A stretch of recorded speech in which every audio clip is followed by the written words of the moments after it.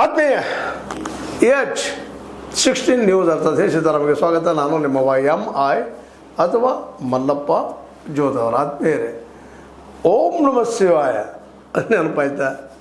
Shivanand ನೀರಣ್ಣವರು, doctor Shivanand ನೀರಣ್ಣವರು ಭಾಳ ದೊಡ್ಡ ಮಟ್ಟಕ್ಕೆ ಬೆಳಗಾವಿ ಜನರಿಗೆ ಹಾಕಿದ್ದಾರೆ ಅನ್ನೋದು ಕ್ಲಿಯರ್ ಆಗ್ತಾ ನಡೀತದೆ. ನಿಜವಾಗಿ ಇಲ್ಲಿ ಪ್ರಾಮಾಣಿಕ ಪತ್ರಕರ್ತತನವನ್ನು ಮಾಡಿದ್ದಕ್ಕಾಗಿ ಈಗ ನಾವು ನೆನೆಸಲೇಬೇಕಾಗ್ತದೆ. ನಮ್ಮ ಸದಾನಂದ ಬಾಂಬಳೆ ಜೊತೆಗೆ ನಮ್ಮ ಬಾಪುಗೌಡ ಪಾಟೀಲರು ಬೆನ್ನತ್ತಿದ್ರು ಇದಕ್ಕೆ. ಅದರ ಪ್ರತಿಫಲ ಇವತ್ತು ಕಾಣಲಿಕ್ಕತ್ತದ. ಪತ್ರಿಕಾರಂಗದಲ್ಲಿ ಒಳ್ಳೆಯವರು ಇದ್ದಾರೆ ಅನ್ನೋದು ಇದೊಂದು ಸಾಕ್ಷಿ. ಅವ್ರು ನೆನೆಸ್ಕೊಂಡಿದ್ದು ಮಾತು ಹೇಳಬೇಕಾಗಿದೆ. ಯಾಕಂದ್ರೆ ಭಾಳಷ್ಟು ಕಡೆ ದುಡ್ಡನ್ನು ಇಚ್ಚಿದಾರೆ ಮನುಷ್ಯ. 35,000 ಜನರ ಕಡೆಯಿಂದ 4,500 ಕೋಟಿ ರೂಪಾಯಿ ಅಂತೇಳಿ ರಿಪೋರ್ಟ್ಸ್ ಬರ್ತಾ ಇದ್ದಾವೆ. ಹಾಗೆ ಇನ್ನೂ ಹಡ್ತಾ ಇದ್ದಾರೆ. ಹಡ್ಡಿದಷ್ಟು ಬರಲಿಕ್ಕೆ CID ಒಪ್ಪಿಸಿದ್ದಾರೆ. CID ಅವರು ಕೆಲಸ ನಡೆಸಿದ್ದಾರೆ. ಒಂದು ಮಾತನ್ನು ಈ ಸಂದರ್ಭದಲ್ಲಿ ಹೇಳಬೇಕಾಗ್ತದೆ. ಭಾಳ ಒಂದು ಕಹಿ ಸತ್ಯವನ್ನು ನಾವು ಪೊಲೀಸರು, ನಮ್ಮ CID ಆಫೀಸರ್ಸ್ ಆಗಿರ್ಬೋದು, ಅದು ಇನ್ನುಳಿದವರಾಗಿರ್ಬೋದು, ಇವ್ರಿಗೆ ನೀವು ಫುಲ್ ಫ್ರೀ ಬಿಟ್ಬಿಡ್ರಿ. ಇದನ್ನು ರಾಜಕೀಯ ಹಸ್ತಕ್ಷೇಪ ಮಾಡಿಸ್ಲಿಕ್ಕೆ ಕೊಡ್ಲಿಕ್ಕೆ ಹೋಗ್ಬೇಡ್ರಿ. ನೋಡ್ರಿ ಎಂಥ ವರ್ಕ್ ಮಾಡ್ತಾರೋ. ಯಾರನ್ನೂ ಬಿಡೋದಿಲ್ಲ. ನಮ್ಮ ಪೊಲೀಸರಿನ ಸಾಮಾನ್ಯರಿಲ್ಲ, ಅವರು ಅಜ್ಞಾನಿಗಳಲ್ಲ. ನಿಜವಾಗಿ ಸ್ಕಾಟ್ಲ್ಯಾಂಡ್ ಪೊಲೀಸರದ್ದು ಹೆಚ್ಚಿನವರು. ಆದರೆ ರಾಜಕೀಯ ಹಸ್ತಕ್ಷೇಪ ಮಾಡಿ ಅಲ್ಲಿ ಶಾಸಕರು, ಅಲ್ಲಿ MP ಗಳು, ಏನೇನೋ ಜನ ಇವರೆಲ್ಲ ಒಳಗೆ ಕೈ ಆಡಿಸಿ ಪಾಪ ಅವ್ರಿಗೆ ಏನೂ ಕೆಲಸ ಮಾಡೋದಂಗೆ ಕಟ್ಟಿ ಹಾಕಿಬಿಡ್ತಾರೆ. ಇವತ್ತು CBIಯನ್ನು ಸೆಂಟ್ರಲ್ ಗೌರ್ಮೆಂಟ್ ಕಟ್ಟಿ ಹಾಕಿದಂಗೆ, IT ಮತ್ತು EDಯನ್ನು ಸೆಂಟ್ರಲ್ ಗೌರ್ಮೆಂಟ್ ರೆಸ್ಟ್ರಿಕ್ಷನ್ ಮಾಡಿದಂಗೆ ಇಲ್ಲೂ ಸ್ಟೇಟ್ ಗೌರ್ಮೆಂಟ್ಗಳು ನೋಡಿರಿ. ಇಲ್ಲವೇ ನಾವು ನೋಡಿದ್ದೀವಿ ಲೋಕಾಯುಕ್ತರು ಯಾವ ರೀತಿ ಹಿಡಿತಾ ಇದ್ದಾರೆ ಇವ್ರನ್ನ, ಕಳ್ಳರನ್ನು. ಎಷ್ಟು ಜನ ಶಿಕ್ಷೆ ಮಾಡಿದ್ದೀವಿ ಸರ್ಕಾರ. ಯಾಕಂದ್ರೆ ನಂತರದಲ್ಲಿ ಏನೋ ಗಾಳಗೋಪಾಳ ಆಗಿ ಹೋಗ್ಬಿಡ್ತದೆ ಅದರಲ್ಲಿ. ಅದಕ್ಕಂತ ಇವತ್ತು ಪಾಪ ಭಾಳಷ್ಟು ಲೋಕಾಯುಕ್ತ ಸಂಬಂಧಿಸಿದ ಅಧಿಕಾರಿಗಳು ಎಲ್ಲ ಮಾತಾಡ್ತಾ ಇರ್ತಾರೆ. ನಮ್ಗೆ ಪೂರ್ಣ ಸ್ವತಂತ್ರ ಇಲ್ಲೇ ಲೋಕಾಯುಕ್ತಕ್ಕನ ಅದೇ ತನಿಖೆ ಮಾಡಿ ಅದೇ ಶಿಕ್ಷೆ ಕೊಡುವಂಥದ್ದು ಕೊಟ್ಟರೆ ನೋಡ್ರಿ ಅವ್ರು ಎಷ್ಟು ಹಿಡಿದು ಹೋಗಿದ್ದಾರೆ. ಪೊಲೀಸರಿಂದ ಸಾಮಾನ್ಯರಿಲ್ಲ. ಈಗ ನೋಡ್ರಿ CID ಎಷ್ಟು ಹುಡುಕಿ ತೆಗಿತಾ ಇದ್ದಂದು. ನಮ್ಮ DC ಅವರಾಗಿರ್ಬೋದು, AC ಅವರಾಗಿರ್ಬೋದು, ದೊಡ್ಡ ಸಾಹಸದಂದು. ಅದಕ್ಕೆ ಮುಖ್ಯ ಕಾರಣ ಪ್ರಾಮಾಣಿಕ ಪತ್ರಕರ್ತನ. ಇವತ್ತು ಪತ್ರಿಕಾ ರಂಗದಲ್ಲೇ ನಿಜವಾಗಿ ಪ್ರಾಮಾಣಿಕ ಹುಡುಗೋದು ಭಾಳ ಕಷ್ಟ ಆಗ್ತಾಯಿದೆ. ದಿನದಿಂದ ದಿನಕ್ಕೆ ಪಾಪ ಅವ್ರಿಗೆ ತಪ್ಪಲ್ಲ. ಯಾಕಂತಂದ್ರೆ ನಮ್ಮಲ್ಲಿ ಕೊಂಡು ಓದುಗರಿಲ್ಲ, ಮತ್ತು ಸರಿಯಾಗಿ ಅಟ್ಲೀಸ್ಟ್ ಒಳ್ಳೇದು ಮಾಡಿದ್ದು ನೋಡುವಂಥವ್ರಿಲ್ಲ. ಹೀಗಾಗಿ ಇವತ್ತು ಇದು ವ್ಯಾಪಾರೀಕರಣ ಆಗಿಬಿಟ್ಟದ. ಗೋಧಿ ಮೀಡಿಯಾ ಆಗ್ಯದ. ಗೋಧಿ ಮೀಡಿಯಾ ಅಂದ್ರೆ ನಿಮ್ಗೆ ಗೊತ್ತಾಗಿಬಿಡ್ತದ. ದುಡ್ಡಿದ್ದವ್ರ ಪರವಾಗಿ ಮಾತಾಡ್ತಾ ಹೋಗುವಂಥ ಮೀಡಿಯಾ. ಅವ್ರಿಗೆ ಪಾಪ ಚಾನಲ್ ನಡೆಸೋ ಸಲುವಾಗಿ ದುಡ್ಡು ಕೊಡ್ತಾರೆ ಅವರು, ಅಥವಾ ಚಾನಲ್ ಹಾಕಿ ಕೊಡ್ತಾರೆ, ಮತ್ತು ಅವ್ರು ಹೇಳಿದಂಗೆ ಮಾಡ್ಕೊಂಡು ಹೋಗಿಬಿಡ್ತಾರೆ. ಜಯ ಅನ್ಕೊಂತ. ಇದು ಏನು ಬಿಡಿಸಿ ಹೇಳಬೇಕಾಗಿಲ್ಲ. ಇವತ್ತು ಆದರೆ ಈ ಒಂದು ವಿಷಯದಲ್ಲೇ ಯಾಕೋ ಏನು ಎಲ್ಲ ಹಿಡಿಯುವುದೇನೋಪ್ಪ ಈ ಶಿವಾನಂದ ಈ ನೀಲಣ್ಣವರು. ಮತ್ತೆ ನೋಡಿದ್ರಿ ನೀವು ಏನಕ್ಕೆ ಇದ್ರು ಓಂ ನಮ ಶಿವಾಯ ಅಂತ ಹೇಳ್ತಾಯಿದ್ರು. ಅಂದ್ರೆ ಇಷ್ಟೆಲ್ಲ ಜನ ಡೂಬ್ ಹಾಕಿದ್ದೀನಪ್ಪ ನಾನು ಅನ್ನೋದಂಥದ್ದು ಏನು ಸಿಕ್ತು.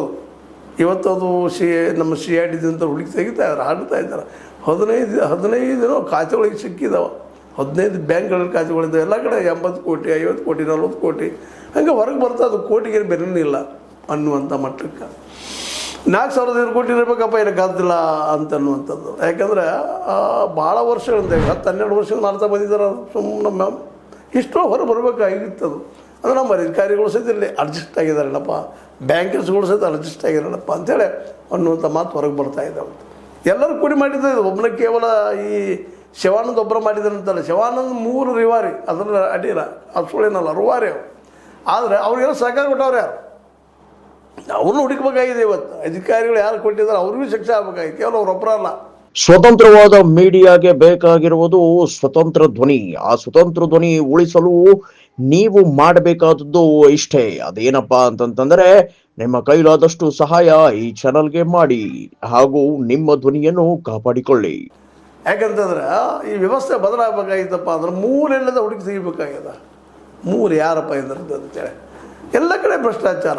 ವೈದ್ಯಕೀಯ ರಂಗದಲ್ಲಿ ಹೋಗ್ರಿ, ಮತ್ತೊಂದು ರಂಗದಲ್ಲಿ ಹೋಗ್ರಿ, ಬ್ಯಾಂಕಿಂಗ್ ಸೆಕ್ಟರ್ಗೆ ಹೋಗ್ರಿ, ಕಂದಾಯ ಇಲಾಖೆಗೆ ಹೋಗ್ರಿ, ಮತ್ತಾವ್ದು ಇಲಾಖೆ ಹೋಗ್ತಾರೆ. ಎಲ್ಲಿ ನೀವು ಏನು 35-36 ಇಲಾಖೆ ಬಿಡೋದು ಸರ್ಕಾರದ್ದು, ಎಲ್ಲಿ ಹೋದ್ರಲ್ಲ ಗದ್ದಲ. ಈಗ ನೋಡ್ರಿ, ಈ ರೊಕ್ಕ ಟ್ರಾನ್ಸಾಕ್ಷನ್ ಆಗ್ತದೆ, ತಿರುಗ್ತಾ ದುಡ್ಡು ಇಷ್ಟು ಪ್ರಮಾಣದಲ್ಲೇ, ಕೋಟಿಗಳಲ್ಲೇ. ಇದು ಎಲ್ಲಿದಪ್ಪ, ಯಾರ್ದು, ಏನು ಯಾವ ಬ್ಯಾಂಕ್ ಅಧಿಕಾರಿಗಳು ಕೇಳ್ತಾ ಇಲ್ಲ. ನಮಗೆ ಹೇಗೆ ಬಂತು ಅಂತ ಕೇಳ್ತಾ ಇಲ್ಲ. ಇದು ತುಂಬಿದಿನಪ್ಪ, ಅಡ್ರೆಸ್ ಮಾಡಿದ್ದೀನಪ್ಪ ಅಂತ ಕೇಳ್ತಾ ಇಲ್ಲ. ಈಗೆಲ್ಲ ಹೊರಗೆ ಬರ್ತಾ ಇದ್ದಾವೆ. CID ಒಂದೊಂದಾಗಿ ಒಳಗೆ ಹೊಕ್ಕಾಗ ಆದರೆ ಇದು ಪ್ರಾಮಾಣಿಕವಾಗಿ ಮಾಡಬೇಕು ಅನ್ನೋದಷ್ಟೇ. ಇದ್ರ ರಾಜಕೀಯ ಹೋಗಬಾರ್ದು ರೀ, ಇದೇ ಭಾಳ ನಾವು ಬಯಸುವಂಥದ್ದು ಇವತ್ತು. ಯಾಕಂದ್ರೆ ನಮ್ಮ ರಾಜಕಾರಣಿಗಳು ಸಾಮಾನ್ಯರಿದ್ದರೆ ಯಾರ್ಯಾರ್ದು ರಾಜಕಾರಣಿಗಳು ಬುಡಕ್ಕೆ ಹೋಗಿ ಬಿಡುತ್ತದೆ ಇದು. ಅವರು ಯಾವುದೇ ಒಬ್ಬ ರಾಜಕಾರಣಿ ಬೆಂಬಲ ಇಲ್ಲದೆ ಎಷ್ಟು ಮುಂದೆ ಹೋಗ್ಲಿಕ್ಕೆ ಸಾಧ್ಯನೇ ಇಲ್ಲ ಈ ವ್ಯವಸ್ಥೆ ಒಳಗೆ. ಯಾಕಂದ್ರೆ ವ್ಯವಸ್ಥೆನ ಅರ್ಥ ಭ್ರಷ್ಟ ಮಾಡಿಬಿಟ್ಟದ್ರಿ ರಾಜಕಾರಣಿಗಳಿಂದ, ಅಧಿಕಾರಶಾಹಿಗಳಿಂದ. ಅಧಿಕಾರಶಾಹಿ ಇಲ್ಲಿವರೆಗೆ ಏನು ಮಲ್ಕೊಂಡಿದ್ರಿ ಅವನು, ಒಬ್ಬ ಸಾಮಾನ್ಯ ಪತ್ರಕರ್ತ ಹುಡುಕಿ ತೆಗೋದಿಲ್ಲ ಅದನ್ನು. ಯಾಕೆಂತಂದ್ರೆ ಅವ್ರಿಗೆ ಸಾಮಾಜಿಕ ಕಳಕಳಿ ಇತ್ತಂತ ಹುಡುಕ್ತೇವೆ ಅವರು. ಅವರ ಒಂದು ಪ್ರಯತ್ನ ಜೊತೆಗೆ ಈಗ ಎಲ್ಲ ನಾವು ಮೀಡಿಯಾದವ್ರು ಬರಿತಾ ಇದ್ವಿ, ಹೇಳ್ತಾ ಇದ್ವಿ, ಜೋರ್ದಾರೆ ಮಾತಾಡ್ತಾ ಇದ್ವಿ. 4,500 ಕೋಟಿ ಸರ್ಕಾರ ಮಲ್ಕೊಂಡಿರ್ತೇವೆ ಅವರು ಇವ್ರನ್ನ ಹೇಳ್ತಾ ಇದ್ವಿ. ಆದರೆ ಶುರು ಮಾಡಿದ್ರಲ್ಲ ವಿಸಲ್ ಬ್ಲೋವರ್ ಅಂತ ಹೇಳ್ತೀವಿ ನಾವು, ಅವ್ರಿಗೆ ವಿಸಲ್ ಬ್ಲೋವಿಂಗ್ ಮಾಡಿದ್ರಿಂದ ಈ ಒಂದು ಹಂತಕ್ಕೆ ತಂದು ನಿಲ್ಲಿಸಿದ್ದಾರೆ ಇವತ್ತು. ಆದರೆ ಇದು ಆಗಬೇಕು ಪೂರ್ತಿಯಾಗಿ. ಇದಕ್ಕಿಂತ ಮುಖ್ಯವಾಗಿ ಅಧಿಕಾರಿಗಳು ಯಾರಿದ್ದಾರೆ ಇದು ಮಾಡಿಸ್ಲಿಕ್ಕೆ ಹೆಚ್ಚಿದವರು. ಯಾಕೆಂದರೆ ಅವ್ರು PVC ಕಲ್ತಂಥ ಈ ನೀಲಣ್ಣವರ ಇಂಥ ಒಂದು ಹುಚ್ಚ ಶಾಸಕ ಆಗ್ತಾನೆ. ಅದೇ ಕಾಲಕ್ಕೆ ಇಡೀ ಊರ್ದು ಕಟೌಟ್ ಹಾಕಿಸ್ಕೊಳ್ತಾನೆ, ಇಡೀ ಊರನ್ನು ಸ್ವಚ್ಛ ಮಾಡೋದಕ್ಕೆ ಒಂದು ದೊಡ್ಡ ಏನೋ ಮೆಗಾ ಪ್ಲ್ಯಾನ್ ಮಾಡ್ದೆ. ನಾನು 224 ಜನ ಗೆಲ್ಲಿಸಿ ತರಬಲ್ಲೆ ಅನ್ನುವಂಥ ಒಂದು ದಿಮಾಗದ ಮಾತಾಡ್ತಾ ಇದ್ದಾನೆ ಮನುಷ್ಯ. ಇದು ಎಲ್ಲಿದು ಏನು ಯಾರಿದ್ದಾರೆ ಇದರಿಂದ ಇದನ್ನು ಸತ್ಯ ದುಡಿತೀವಿ ಅಂತ ಕೆಲಸ CID ಇದು ಆಗಬೇಕಾಗ್ಯದ. ಅದಕ್ಕೆ ಇದರಲ್ಲಿ ಹಸ್ತಕ್ಷೇಪ ಮಾಡಬಾರ್ದು ರಾಜಕೀಯ ಜನ. ಯಾಕೆಂದ್ರೆ ಎಲ್ಲೋ ಒಂದು ಕಡೆ ಮೂರು ಹೋಗಿ ಮುಡ್ತದೆ. ಇಷ್ಟು ದೊಡ್ಡ ಪ್ರಮಾಣದ ಅವ್ಯವಹಾರ ನಡೆದಂದ್ರೆ ಇದನ್ನು ದೊಡ್ಡದು ಯಾರು ಇದ್ದಾರೆ, ತಿಮಿಂಗಿಲದಪ್ಪ ಇಲ್ಲೊಂದು ಯಾವುದೋ ಆ ತಿಮಿಂಗಿಲ ಯಾರು ಅನ್ನೋದನ್ನು ಇವತ್ತು ಹೊರಗೆ ತೆಗೆಯುವಂಥ ಕೆಲಸ CID ಆಗಿರ್ಬೋದು, ಅದು ಯಾವುದೇ ತನಿಖಾ ಸಂಸ್ಥೆ ಇದೆ. ಅದೇ ಕಾಲ ಸರ್ಕಾರವು ಇದರೆಲ್ಲ ರಾಜಕೀಯ ಹಸ್ತಕ್ಷೇಪ ಮಾಡಿಕೊಡ್ದಂಗೆ ಇದರ ಒಳಗನ್ನು ಹೊರಗೆ ತೆಗಿಬೇಕಾಗಿದೆ. ಮುಖ್ಯವಾಗಿ ಈ 15 ಬ್ಯಾಂಕ್ಗಳ ಅಕೌಂಟ್ ತೆಗೆದಂಥ ಸಂದರ್ಭದಲ್ಲಿ ಯಾವ ಆಧಾರ ಕೊಟ್ಟರು, ಎಷ್ಟೆಷ್ಟು ದುಡ್ಡು ಟ್ರಾನ್ಸಾಕ್ಷನ್ ಆಯ್ತು, ಏನಾಯ್ತು, ಎಂತಾಯ್ತು, ಇದೆಲ್ಲ ಸಿಗ್ತಾವೆ. ಯಾಕಂತಂದ್ರೆ ಬ್ಯಾಂಕಿನ ವ್ಯವಹಾರ ಬಂದಾಗ ಸಹಜವಾಗಿ ಎಲ್ಲರೂ ರೆಕಾರ್ಡ್ ಇದ್ದೇ ಇರ್ತದೆ. ಇದು ಮಾಡೋದು ಬಿಟ್ಟರೆ ಇಲ್ಲಿವರೆಗೆ ಅನ್ನುವಂಥದ್ದು ಅಷ್ಟೇ ಮುಖ್ಯದ. ಹೀಗಾಗಿ ಈ ಕೇಸ ನೀಲಣ್ಣವ್ರ ಕೇಸ ಅಥವಾ ಡಾಕ್ಟರ್ ನೀಲಣ್ಣವ್ರ ಕೇಸ ನಾವು ಏನೋ ಅಲ್ಲಿ ಸುಮ್ಮನೆ ಬಿಡುವಂಥದ್ದಲ್ಲದು. ಇದು ಪೂರ ತೆಗಿಬೇಕಾಗಿದೆ. ಈ ಒಂದು ರೀತಿ ಏನಂತೀರಿ ನೀವು, ನಾವು ಇವತ್ತೆಲ್ಲ ಮುಕ್ತರಾಗಿದ್ದೀವಿ ರೀ. ಇವತ್ತು ನಮ್ಮ ಸೆಂಟ್ರಲ್ ಗೌರ್ಮೆಂಟ್ ಹೇಳ್ತದೆ ನಾವು ನಕ್ಸಲಿಸಮ್ನ ಮುಕ್ತರಾಗಿದ್ದೀವಿ, ನಾವು ಭಯೋತ್ಪಾದನೆ ಮುಕ್ತರಾಗಿದ್ದೀವಿ. ಇವರು ಅದಕ್ಕೆ ಭಯೋತ್ಪಾದಕರು ಮತ್ತು ನಕ್ಸಲೈಟ್ಸ್ ಇದ್ದು ಅತ್ಯಂತ ಭೀಕರರು, ಭ್ರಷ್ಟಾಚಾರ ಮುಕ್ತರ ಆಗಿವೆ ಅಂತ ಏನು ಹೇಳ್ತಾರೆ ನಮ್ಮ ಮೋದಿಯವರು, ನಮ್ಮ ಶಾರ್ ಅವರು, ನಮ್ಮ ಸಿದ್ದರಾಮಯ್ಯನವರು, ನಮ್ಮ ಅಧಿಕಾರಶಾಹಿ ವರ್ಗದವರು. ನಾವು ಇವತ್ತು ನೋಡಬೇಕಾಗಿದೆ. ಯಾಕಂದ್ರೆ ಈ ದೊಡ್ಡ ಪ್ರಮಾಣದಲ್ಲಿ ನಡೆದದ 4,500 ಕೋಟಿ ರೂಪಾಯಿ ಅವ್ಯವಹಾರ ನಡೆದದ. ಇದು ಯಾರಿಗೂ ಗೊತ್ತಿಲ್ಲ ಅಂತಲ್ಲ, 15 ಬ್ಯಾಂಕ್ಗಳ ಮೂಲಕ ನಡೆದದ. ಜನಸಾಮಾನ್ಯ ಪಾಪ ಇಲ್ಲಿವರೆಗೆ ಯಾರಿಗೂ ತಕರಾರು ತೆಗೆದಿಲ್ಲ ಅಂದ್ರೆ ಇದರ ಅರ್ಥ ಇದು ಒಳ್ಳೇದಂತಲ್ಲ. ಯಾಕಂದ್ರೆ ಈ ದಿನ ದೊಡ್ಡ ಪ್ರಮಾಣದಲ್ಲಿ ಮಾಡ್ಕೊಂಡಿದ್ದು ನೆಕ್ಕಿ ಡೂಬ್ ಆಗುವಂಥ ಕೆಲಸನೇ ಇದು. ಯಾಕಂದರೆ 1,36,000 ಕೋಟಿಗೆ 36 ಲಕ್ಷ ರೂಪಾಯಿ ಕೊಡುವಂಥ ಪ್ರಸಂಗ ಬರ್ತದೆ. ಒಮ್ಮೆ ಕೊಡ್ತಾನೆ, 2 ಸಲ ಕೊಡ್ತಾನೆ, ಬರ್ತಾ ಅಷ್ಟು ಪ್ರಮಾಣದ ಉತ್ಪಾದನೆ ಬರಲಿಲ್ಲ ಅಂದ್ರೆ ಕೈ ಚೆಲ್ಲಿ ಓಡೋಗಿಬಿಡ್ತಾನೆ. ಇದು ನಿಶ್ಚಿತ ಇದೊಂದು ದೊಡ್ಡ ಸ್ಕ್ಯಾಂಡಲ್ ಇದು. ಈ ಸ್ಕ್ಯಾಂಡಲ್ ಹಿಂದೆ ಯಾರು ಇದ್ದಾರೆ, ಇದು ಹುಡುಕೋದೇ ಇವತ್ತಿನ ಭಾಳ ಮಹತ್ವದ ಕೆಲಸ. ಅದನ್ನು ಮಾಡಿದಾಗ ಮಾತ್ರ ಏನಂತೀವಿ ನೀವು, ನಾವು ಯಶಸ್ವಿ ಆದಂಗೆ ಅಂತ. ಇಲ್ಲಿ ನಾವೆಲ್ಲ ಹಿಡಿದೀವಿ.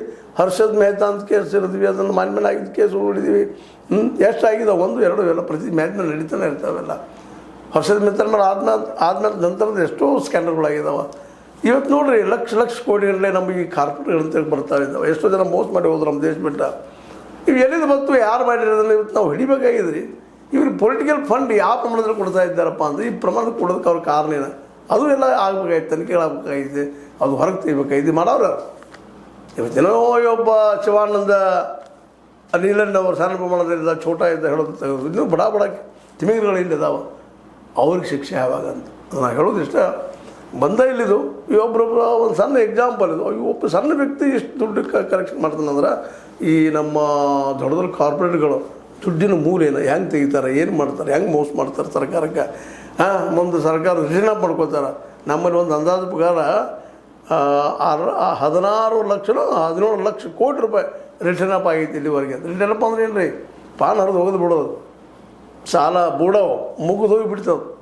ಅದಕ್ಕೆ ಮೂರು ಕಾರಣ ನಾವು ಊಹೆ ಮಾಡಿ ಹೇಳ್ತೀವಿ. ಏನಪ್ಪ ಇದಕ್ಕೆ ಯಾಕಂದ್ರೆ 50% ಸರ್ಕಾರ ಹೋಗಿರ್ತಿದ್ದು ಪಾರ್ಟಿ ಫಂಡ್, ಇವ್ರಿಗೆ 50% ಕಂಪ್ನಿ ಡೂ 2.5-3 ಲಕ್ಷ ಕಂಪ್ನಿಗಳು ದಿವಾಳಿದ್ದು ಹೋಗಿದ್ದಾವೆ ಅಂತೇಳಿ ಸುದ್ದಿ ಹೊಳಿತಾವೆ. ಇವೆಲ್ಲರೂ ಹೊರ ತೆಗೆದಾಗ ಎಂಥ ದೊಡ್ಡ ಭಯಂಕರ ಭೀಕರ ಭ್ರಷ್ಟಾಚಾರ ನಡೆದಪ್ಪ, ಇದನ್ನು ಓಡಿಸೋರು ಯಾರು ಅಂತ.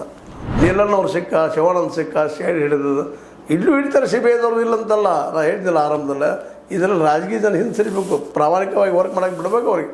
ಆಮೇಲೆ ಲೋಕಾಯುಕ್ತ ಬೇಕಾಗಿಲ್ಲ, ಲೋಕಪಾಲ ಬೇಕಾಗಿಲ್ಲ, ಇವರು ಹಿಡಿಯೋಕತ್ತಾರ. ಆದ್ರೆ ಪಾಪ ಅವ್ರ ಮೇಲೆ ರೆಸ್ಟ್ರಿಕ್ಷನ್ ತಂದು ಮುಚ್ಚಾಕ ಪ್ರಯತ್ನ ಮಾಡ್ತಾರೆ. ಈಗ ಹಂಗಾಗ್ಯದ 15 ಅಕೌಂಟ್ಗಳು ಸಿಗ್ತಾ ಇದ್ದಾವೆ. ಅಧಿಕಾರಿಗಳಿಗೆ ಏನು ಹಚ್ಚಿರ್ಬೇಕು, ಅವ್ರು ಏನು ಒತ್ತಡ ತಂದಿರಬೇಕು, ಯಾರು ಮಾತ್ರ ಕೇಳಿರ್ಬೋದು, ಬೇಡ ರೊಕ್ಕದ ಆಸೆಗೆ ಹಂಗೆ ಮಾಡಿದ್ರೆ ಇವೆಲ್ಲ ತನಿಖೆ ಆಗಬೇಕಾಗಿದೆ. CID ಮಾತ್ರ ಒಂದು ಪ್ರಾಮಾಣಿಕ ಏನು ಕೆಲಸ ಮಾಡ್ತದೆ. ಅದರಲ್ಲಿ ರಾಜಕಾರಣಿಗಳು ಹಸ್ತಕ್ಷೇಪ ಮಾಡದಿದ್ದರೆ ನಿಶ್ಚಿತವಾಗಿಯೂ ನೀಲನ್ ಅವ್ರ ಹಿಂದೆ ಯಾರಿದ್ದಾರೆ, ಶಿವಾನಂದ ನೀಲನ್ ಅವ್ರ ಹಿಂದೆ ಯಾರಿದ್ದಾರೆ ಅನ್ನೋದು ಹೊರಗೆ ಬರಬೇಕಾಗಿದೆ. ಯಾಕಂದ್ರೆ ಇಷ್ಟು ದೊಡ್ಡ ಪ್ರಮಾಣದ ಘೋಟಾಲ ಆಗ್ಯದ, ಒಂದು ಏನಪ್ಪ ಅದಕ್ಕೆ ಅಂತೀನಿ ಅದಕ್ಕೆ ಸ್ಕ್ಯಾಂಡಲ್ ಆಗ್ಯದ, ಅದು ಹಗರಣ ಆಗ್ಯದ. ಇದು ತನಿಖೆ ಹಿಂದೆ ಯಾರಿದ್ದಾರೆ ಇದನ್ನು ಸಹಿತ ಇವತ್ತು ಹುಡುಕುವಂಥ ಅನಿವಾರ್ಯತೆ ಇವತ್ತದ. ಆ ಕೆಲಸವನ್ನು CID ಮಾಡಲಿ, ಅದನ್ನು ಸರ್ಕಾರ ಪ್ರಾಮಾಣಿಕ ಮಾಡಲಿಕ್ಕೆ ಬಿಡಲಿ ಅಂತೇಳಿ. ಇದನ್ನು ಇನ್ನೊಂದು ಧರ್ಮಸ್ಥಳದ ಹತ್ಯಾಕಾಂಡಗಳಾದಂಗೆ ಬಿಡಲಿಕ್ಕೆ ಹೋಗಬಾರ್ದು. ಯಾಕಂದರೆ ಯಾರು ಹತ್ಯೆ ಮಾಡಿದವರು ಯಾರು ಇನ್ನೂ ಕೇಳಲಿಕ್ಕೆ ಇತ್ತಿದ್ದಾರೆ, ಸಿಗ್ತಾ ಇಲ್ಲ. ಹಂಗೆ ತುಳುಗು ಮಾಡಿದವರು ನೀಲನ್ ಅವ್ರು ಹಿಂದಿದ್ದವ್ರು ಯಾರು, ಹಿಂಗೆ ಆಗಬಾರ್ದು ಅಂತ ಹೇಳ್ತಾ ಇದು ತನಗೆ ಪೂರ್ಣ ಆಗಲಿ. ಇದ್ರ ಹಿಂದೆ ನೀಲನ್ ಅವ್ರು ಒಬ್ಬರಲ್ಲ, ಅವ್ರ ಹಿಂದೆ ಯಾರಿದ್ದಾರಲ್ಲ ಹೊರಗೆ ಬರಲಿ ಅಂತ ಹೇಳ್ತಾ ಇದು H16 ನ್ಯೂಸ್ ಅರ್ಥ ಸೀತಾರಾಮ ಸತ್ಯಕೈಗಳಲ್ಲಿ ವಂದನೆಗಳು.